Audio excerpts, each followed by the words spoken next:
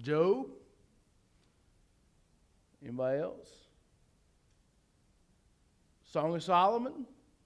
All books of it's wisdom literature, and even though it's a part of that, that group in a larger perspective, the book of Proverbs is very unique, and it's unique in its structure. Again, being mostly a collection of individual statements without much context and really without much organization. When you really dive into it and begin to study it, it's not divided by topic. It's not, it's just not a lot of organization within it. And but it's also unique, again, in its theology. It's really the Proverbs. The book of Proverbs is mostly concerned with practical life. And wisdom more than you don't find ideas about God and His work and His salvation. It's really all practical stuff, and so it's unique in its theology. It's unique in its connection with even the secular literature of its time. Neighboring kingdoms had their own collection of wisdom literature, and in some places there's significant similarities between those others and what we find in the book of Proverbs. And so, again, Proverbs teaches wisdom through short principles or short points and principles. But, we have to be careful to not regard these as laws or even universal promises. Proverbs is great at what it does. But they are not failed prophecies or systematic theologies. The book of Proverbs, by design, it lays out and pointed observations. One commentator says this. He says, these are meant to be memorized and pondered, not always intended to be applied across the board to every situation without qualification. So they're not just you can't apply this to everything because it may not work. But another commentator says this. He says, naturally, Proverbs generalize as a proverb must, and may therefore be charged with making life too tidy to be true. But nobody objects to this in secular sayings, for the very form demands a sweeping statement and looks for a hearer with his wits about him. We need no telling that a maxim like many hands make light work. Anybody here ever used that before? Yes. Many hands make light work is not the last word on the subject, right? Because is there some cases where many hands can make a mess? Yes. Because there's another saying that says too many cooks spoil the broth. So obviously, you can't just say it's generalized. You can't just take it and make it apply to everything in every situation, because that's not how it works. That's not what the Proverbs are meant to be. And so that's what Proverbs are. And the writer of the book of Proverbs is Solomon. Solomon, we all are probably very familiar with Solomon. He's known for his wisdom. He was king of Israel, and if you go back into 1 Kings chapter 3, you find where Solomon asked God for wisdom. He asked God for wisdom to lead the people, and how did God respond? God granted that wisdom, didn't He? Gave him everything that he asked for when it came to that wisdom, and answered his prayer. And so, you can go and look and see some of the wise decisions that he made. And in fact, 1 Kings, in chapter 3, later on, after he had asked for wisdom, we see his wisdom used in response to the two women with their son, or one woman's son, the other claiming it was her son. And so that's who the writer of Proverbs is. And so we know what Proverbs are. We know who the writer here is. And so then let's just dive on into verses 2 through 6. says to know wisdom and instruction, to perceive the words of understanding, to receive the instruction of wisdom, justice, and judgment, and equity, to give subtly to the simple, to the young man knowledge and discretion. A wise man will hear and will increase in learning, and a man of understanding shall attain unto wise counsels. To understand a proverb and the interpretation, the words of the wise and their dark sayings. So he says, listen, in the opening here of these collections of these proverbs, he explains the purpose of everything that he's going to write. And so they're intended to give what? Instruction, wisdom, perception, understanding. And so he says to know wisdom. We live in the information age, don't we? We have information at our fingertips about anything. I don't even have any idea why in the world my son was asking me about getting their name changed today. We left church, we were driving down the road, and he says, Daddy, he said, can you really change your name? And I thought, you ain't changing yours. Anyway, I said, yeah. I said, people can get their name changed. And so he started asking questions. And I said, yeah. I said, they have to fill out paperwork and submit that. And he thought that meant you had to take a test if you wanted to get your name changed. He says, is that like pass or fail? And I said, no, it's just filling out paperwork. And so then I told him, I said, and I'm sure there's a fee associated with it. And he said, well, how much? I said, well, I don't know. I ain't never inquired about it. And so then he says, this is his next question is this. Can I have your phone for just a second? And you know what he did? He Googled to see how much it would cost. And by the way, just in case you're wondering, in the state of Georgia, it can range anywhere from $200 to $250 to get your name changed. We hadn't got that far. We're going hopefully hope that'll die out. Maybe so.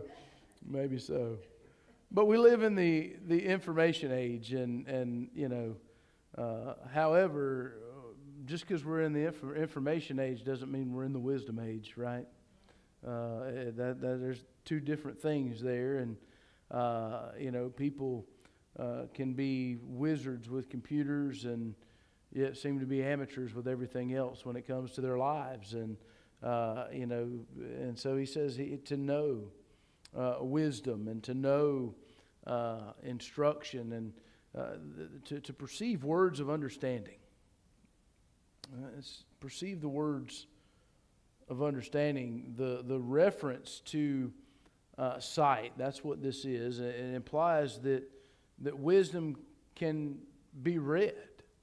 It's obviously we can read these things, right? I mean, we have the Proverbs right here in the Word of God, and they certainly are beneficial, and so they can be read. So he says to know wisdom, to get that wisdom, and to perceive the words of understanding, be able to read them, and then looking at going back to know wisdom. Again, I've said this before, and I'm sure that you have. You probably remember it, but wisdom and knowledge, two totally different things. One can have knowledge, but not have wisdom. In fact, there's a lot of people that have knowledge that don't have wisdom. Knowledge is collecting facts, right? We gather information. That is that makes one knowledgeable. Wisdom is the ability to take what you know and use it in your everyday life, and for everyday living. And knowledge can tell one how the financial system works. You may understand all that, but Wisdom says, hey, I can manage a budget. So there's people that know how it works but can't manage a budget. And so I think it's probably safe to say that most people today are not interested in wisdom. They don't care about wisdom. And so he says to know wisdom and instructing to perceive the words of understanding. Then he says to receive the instruction of wisdom. When we come to the book of Proverbs specifically, and I think anytime someone is trying to pour into us and guide us and help us, we have to do so. We have to come to it with open hearts. We have to come to it with open minds, and to receive the teaching. What good's it do if you come to it and you're closed off? You're not willing to open up to any kind of teaching, any kind of instruction, any kind of guidance, we have to come with that. That's what to receive the instruction of wisdom. There's a lot of people, again, that don't want to receive the instruction. And then he goes on and to give prudence to the simple. When we look at this, to give subtly there, or to give prudence to the simple. What do you think he means by simple?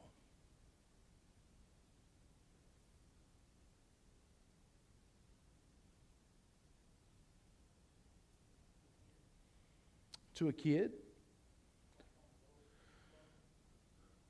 Yeah, I think, it certainly can be that. I think just in general, it is really just uneducated.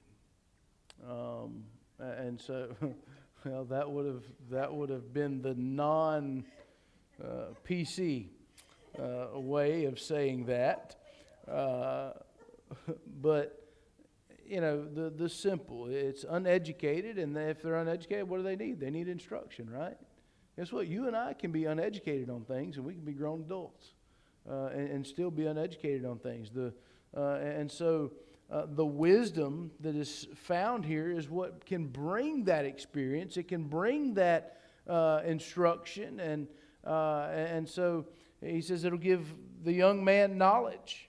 There, he says it'll give the young man knowledge and discretion, and so I think unfortunately a lot of times when people are what he says here simple. A lot of times people in those positions can be very gullible in things, and they believe every word. But the prudent man considers everything. He doesn't he's not gullible. That's actually, and maybe we'll get there eventually in Proverbs 14:15. But again, this is somebody who is this simple is somebody who's just open. It's kind of, you'd be very surprised, and I see it and I hear it a lot of people who claim to be Christians and they will believe anything any preacher says. That's being gullible. That's not that's dangerously open. That's naive, and even though sometimes those people they have opinions, but they'll believe anything anybody tells them. And so, go on, and it says, a wise man will hear. A wise man will hear. So he's talked about the simple, and now he kind of shifts over to the wise man. And so a simple man, he says, is gullible. The wise man, he says, will hear, and he will increase his learning. So the book of Proverbs is not just for somebody who is simple or uneducated or any of that. He says, listen, even the wise man can look at these things and gain knowledge and gain wisdom and be able to take these things and learn from them and apply them. And There's much help here for, I guess when you look at it, what the writer is saying, what Solomon is saying is, look, there's stuff here for all of us. There's stuff in the Proverbs that can be applied and used by every single one of us, not just somebody who is open or gullible or that needs that, but even the wise man. So it's for everybody. If he'll only hear, even a man of understanding can attain wise counsel from the book of Proverbs. And he goes on, he says, to understand a proverb and the interpretation, the words of the wise and their dark sayings. The wisdom that is found here. And sometimes some of the Proverbs, you read them, and if you're like me, if you don't really study it, and like you should sometimes, and you read one, you're kind of like, man, that seemed like more of a riddle than it did something that can help me. That seems a little bit, so we have to dive into it, but they can help us solve problems. They can help us get through the difficulties that we face in life if we'll take them and look at them and study them and get there. That's what they're there for, is to help us in daily life and daily living. We move down to verse number 7, and he says, "The fear of the Lord is the beginning of knowledge, but fools despise wisdom and instruction." So the fear of the Lord is the beginning of knowledge. That's a very simple yet very profound statement that Solomon makes there. That the beginning of knowledge is the fear of the Lord. And so, again, I've already told you that the book of Proverbs focuses on a lot of practical wisdom more than it does theological ideas. The book of Proverbs is not a very theologically deep book. Okay? You want to get into some deep theology, I can take you and show you some other books that will get you there, but the book of Proverbs is just not that. It's much more practical, and yet it is founded on theological principles. So it's not a deep theological book, but it's founded on really the most vital theological principle, that true knowledge and wisdom flow from what? The fear of the Lord. And so Solomon, he makes that statement. And so this fear that he talks about, let's talk about that for just a moment. This is not a cowering type of fear. This is not, I'm standing here shaking in my boots type of fear. This is a reverence type of fear. This is not a begging fear. It is, it is the understanding and proper reverence that a creature owes its creator. We are the creature. He is the creator. And you want to even go beyond that. How about what the redeemed owes the Redeemer? Right? He's the one that redeemed us. And if you're a child of God, you've been redeemed. And so you owe Him that reverence. You owe Him that respect. And that's what this fear is the proper respect of honoring God. And so, there's several other writers that give their definition of the fear of the Lord. One commentator says, but what is the fear of the Lord? He says, it is the affectionate reverence by which the child of God bends himself humbly and carefully to his Father's law. Another one says, a worshiping submission to the God of the covenant. And then the third one says, the fear of the Lord ultimately expresses reverential submission to the Lord's will, and thus characterizes a true worshiper.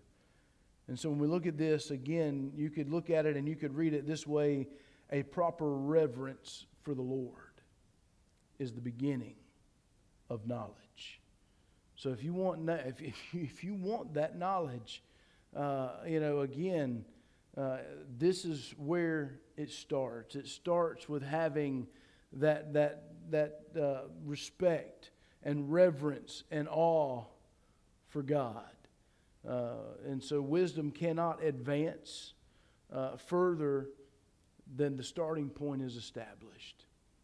Somebody who does not have the proper reverence and proper respect and awe for God, you can't get any further than the starting point.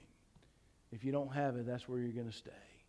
Because he says that is the beginning of all wisdom. And so the idea that the fear of the Lord is the beginning of wisdom is also found. We find this in Job 28:28. We find this in Psalm 110:10.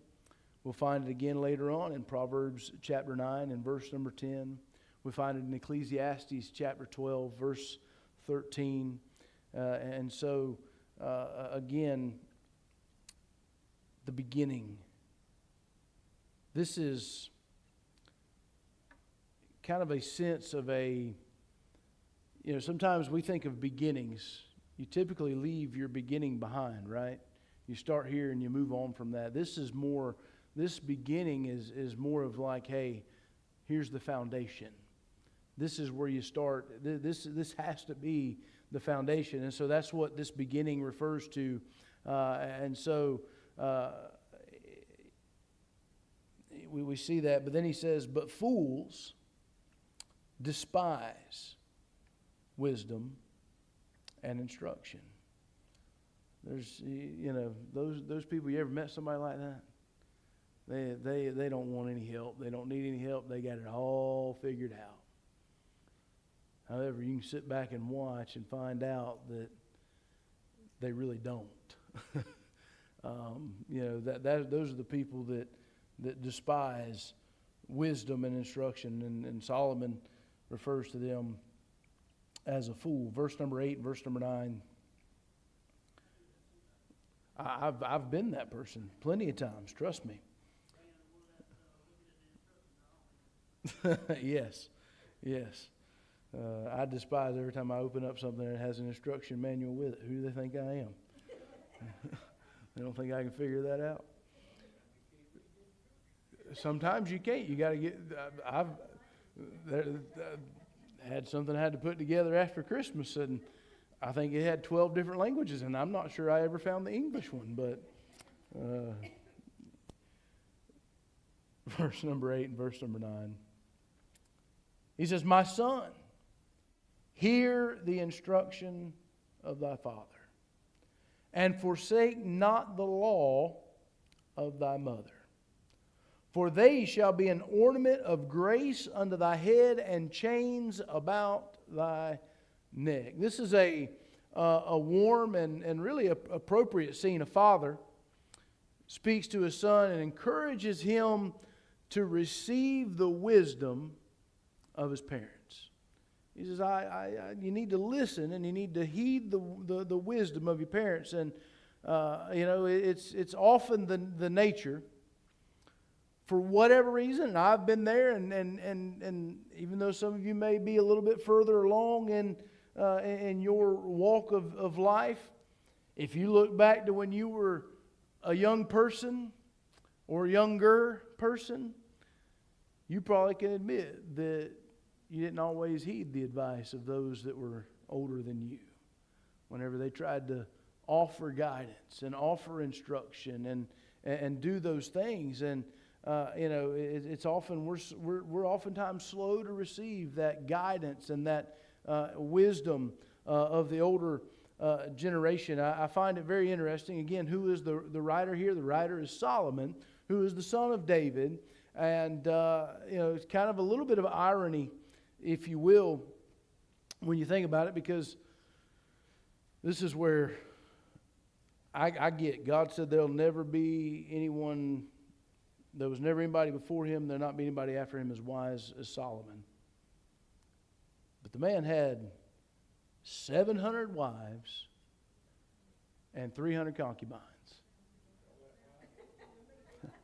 Well,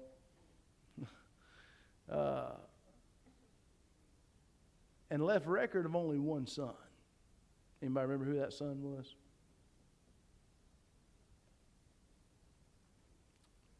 Rehoboam. And guess what? He was a fool. That's left record of one son. And so it's, you look at it, and here's Solomon writing, and he says, my son, hear the instruction of thy father, forsake not the law of thy mother. And so, this instruction shows that, Solomon definitely understood children are not to be taught only or even primarily. Sometimes you got to teach kids. Camera's rolling back there, but anyway, sometimes corporal punishment is required, right? It is, sometimes it is you got to.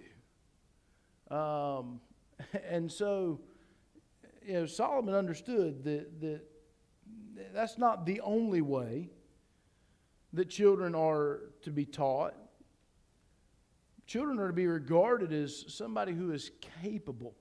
See, again, there are times where a spanking is absolutely necessary. Yes, thank you.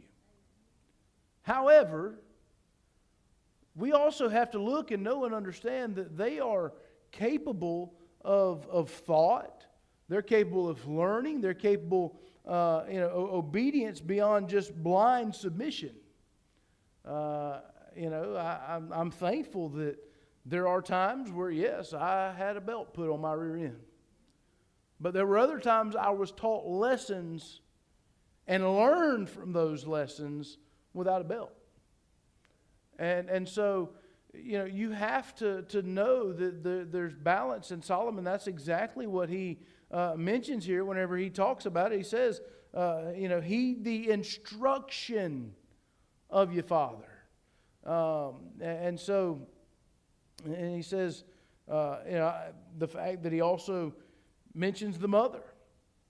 Guess what that means? When you look at this as in the grand scheme, the teaching children wisdom, it ain't just one parent's responsibility. It's the responsibility of both. And Solomon makes that clear here because he includes both mother and father. He says they'll be, when you look at verse number 9, for they shall be an ornament of grace unto thy head. They'll be a graceful ornament. Again, the idea here is that the instruction and law that's given from parent to child, it'll adorn their child if they'll receive it. Every child don't receive it, do they? Some children just refuse to, and he says, like a crown on your head or chains about the neck. Such will be wisdom will be a reward to that younger generation. Verse number 10 down through verse number 14. My son, if sinners entice thee, consent thou not. If they say, come with us, let us lay wait for blood. Let us lurk privily for the innocent without cause. Let us swallow them up alive as the grave, and whole as those that go down into the pit. We shall find all precious substance. We shall fill our houses with spoil. Cast in thy lot among us. Let us all have one purse. He says, if sinners entice you. Solomon is now warning his son about the danger of bad company. The actions. You might say, well, how do I determine? Well, listen, we all have sinned and come short of the glory of God. So I think you have to get a little bit deeper than that and look at it and say, listen, as a child of God, I'm striving to live my life every day for the Lord in everything that I do. It does not matter what it is. Anybody that is living otherwise is somebody I need to be aware of.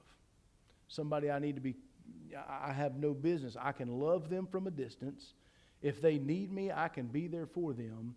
However, keeping company with somebody is totally different.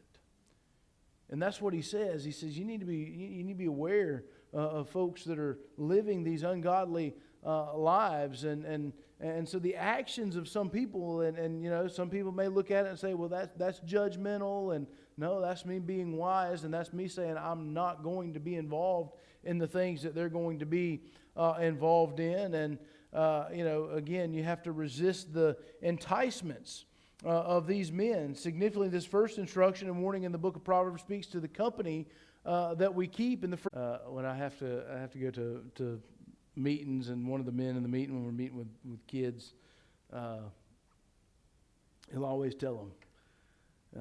He says this at least once during the course of the day with our meetings, and he'll say, "Show me your friends, and I'll show you your future." Yeah, the truth is we can really look at people and who they associate themselves with and say, about bet if they keep that up, I know where they're going. I know what's going to happen. And it's not going to be good. And, you know, and sometimes it can be the other way. And, you know, people who surround themselves with godly people, then you can look and say, hey, they're headed in a good direction. But that's the truth. You know, we have to be wise in our choice of friends. He says, don't consent.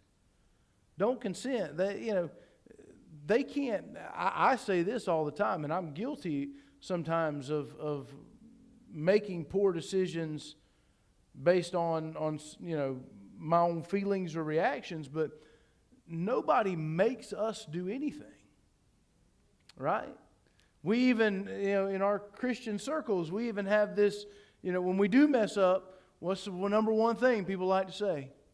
The devil made me do that. Well, I'm here to tell you, guess what? The devil can't make me do anything. He can entice me.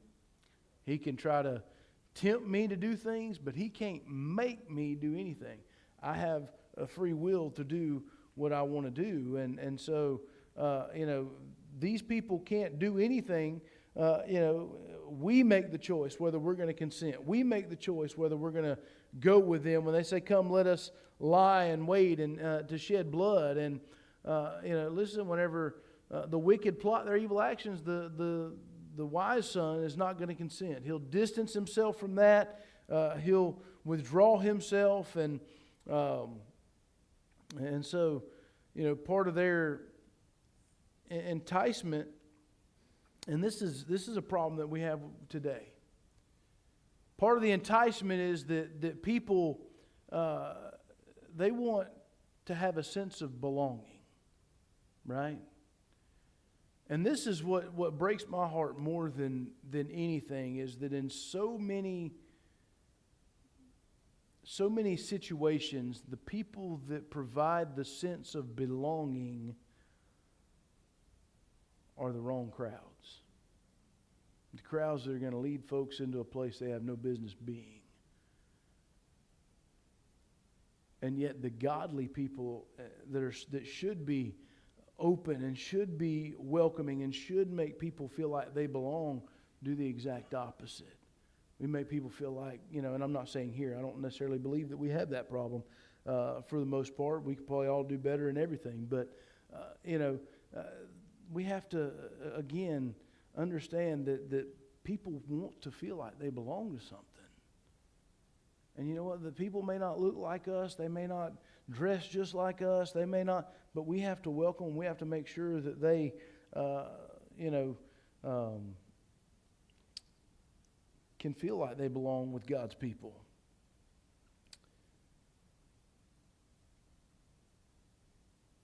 Proverbs 1:15 through 19. He says, my son, walk not thou in the way with them. Refrain thy foot from their path. For their feet run to evil and make haste to shed blood. Surely in vain the net is spread in the sight of any bird, and they lay wait for their own blood. They lurk privily for their own lives. So are the ways of everyone that is greedy of gain, which taketh away the life of the owners thereof. So now again, he's issued one warning. Now he's going to issue another. He says, don't walk in the way with them. In other words, stay away from the wicked. Stay away from all their plotting. Their feet run to evil. And then he says, in vain the net is spread in the sight of the bird. The bird does not see any connection between the net and what's scattered on it. Don't have any idea. What does the bird think when it looks down there and sees food? Free food. And so it's going to take up. It's going to go and start eating that free food. And, and so in the process, what happens? That net's a trap, isn't it? That net's going to get it caught. That net's got it in trouble. That net's going to get it killed. And again, in the same way, unfortunately, just to be real, a gang cannot see the connection between the acts of robbery and the fate that entraps them. They're looking at it that, hey, I'm just fixing to take this for my own gain. But they don't look and think about the fate that awaits them and where they're going. And so, tragically, Solomon's company with sinners in the form of his wives who were given to idolatry, listen, that was his trap.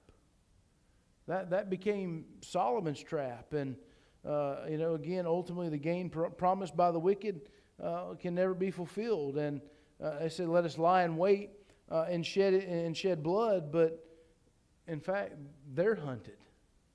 They're the ones being hunted. They seek to take the lives of others, but their greed takes away the life of its owners.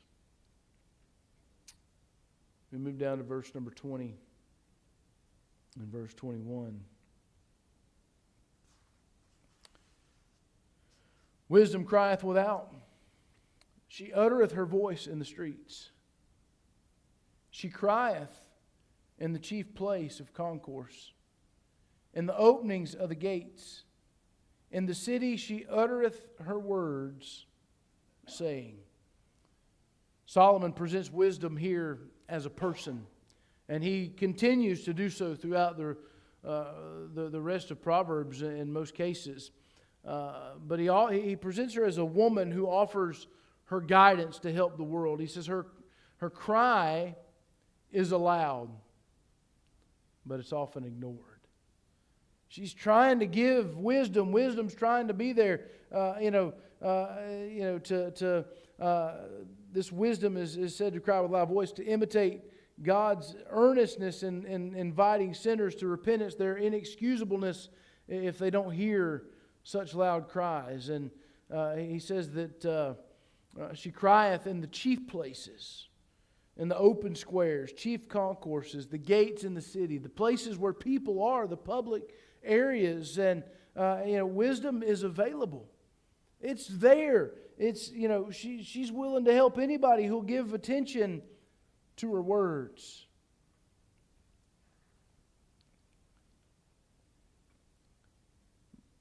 Verse 23.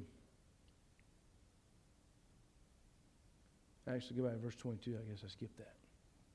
How long, you simple ones, remember what that means, will you love simplicity? And the scorners delight in their scorning, and the fools hate knowledge. Turn you at my reproof. Behold, I will pour out my spirit unto you. I will make known my words unto you. Because I have called, and you refused. I have stretched out my hand, and no man regarded. But ye have set at naught all my counsel, and would none of my reproof. I also will laugh at your calamity. I will mock when your fear cometh. When your fear cometh as desolation, and your destruction cometh as a whirlwind, when distress and anguish cometh upon you, then shall they call upon me. But I will not answer. They shall seek me early, but they shall not find me. For that they hated knowledge, and did not choose the fear of the Lord. Again, how long, you simple ones, will you love simplicity? You uneducated, you unlearned, whatever you want to call it, people, how long will you love to be in that position? I think you could look at this and say, hey, you're ignorant. How long do you want to be that way? I don't know about you, but that's not what I want to be. I don't want to be ignorant. I want to learn. And yet Solomon says that's how most of these people are, is they're in that position, and yet they have no desire.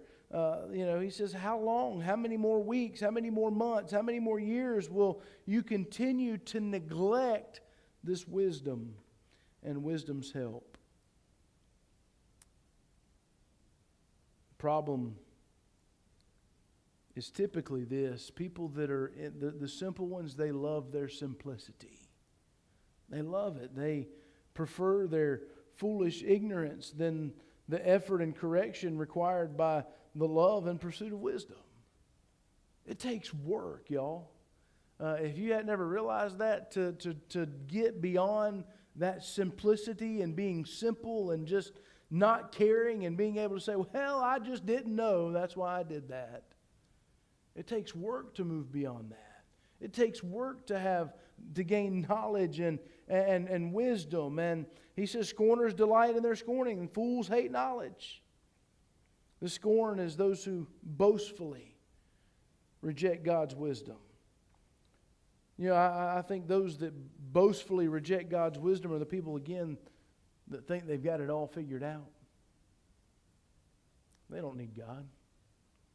They got this. They don't need His help. They don't need your help. They don't need my help. They don't need anybody's help. They've got it. They love their simplicity and scorn. They hate knowledge. They laugh at the things that are really important, and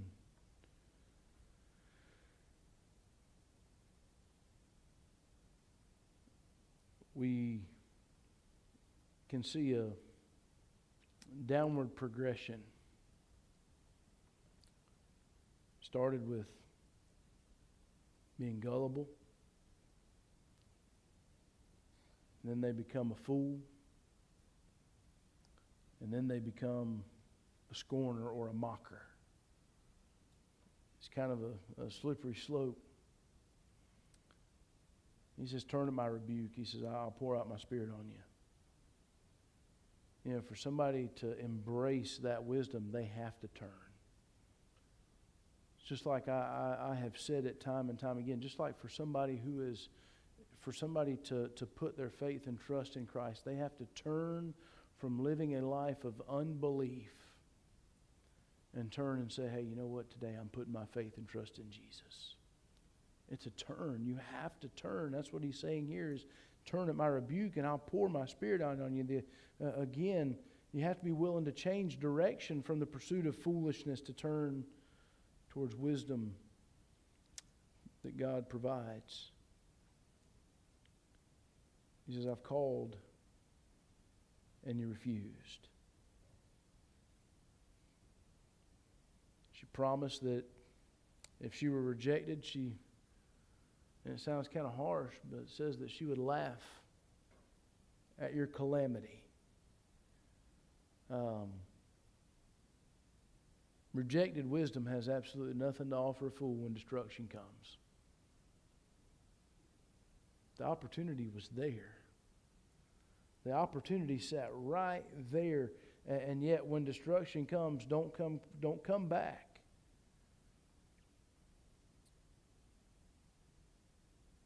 Let's go ahead. I've already read down through verse 29. We're going to go ahead and read down through verse 33 now. It says, they would none of my counsel. They despised all my reproof.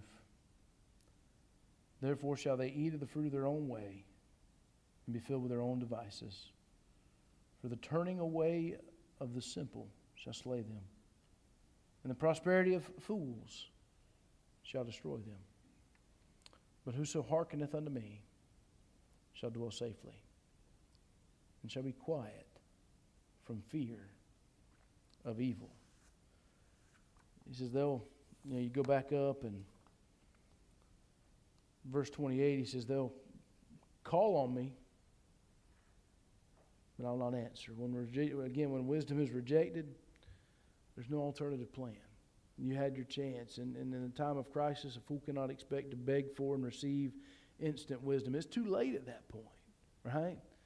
If you ever been in that situation, where maybe you had an opportunity to learn, and you chose that you didn't need that advice, that wisdom, that guidance. And so you just went out and you did whatever you wanted to do on your own. And you failed. You were not successful. You fell flat on your face. Guess what? You can't just you can't just cry out and say, I need that now. Well, you might be able to get it later on, but it's not going to change where you're at right now. Sometimes that's learning the hard way, ain't it? I've had to learn a lot of things the hard way, unfortunately. But when you understand that man, we do that so much that we want it now.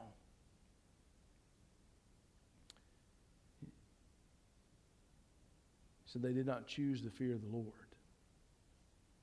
Well, he's already established way back at the beginning of the chapter in verse number, what verse was it? 7, yes. That the fear of the Lord is the beginning of knowledge, but fools despise wisdom and instruction. He's already established that, but he repeats it again. They chose not to fear the Lord. And so since fear of the Lord is the beginning of wisdom and knowledge, to reject this aspect of God is to reject wisdom. Again, turning away.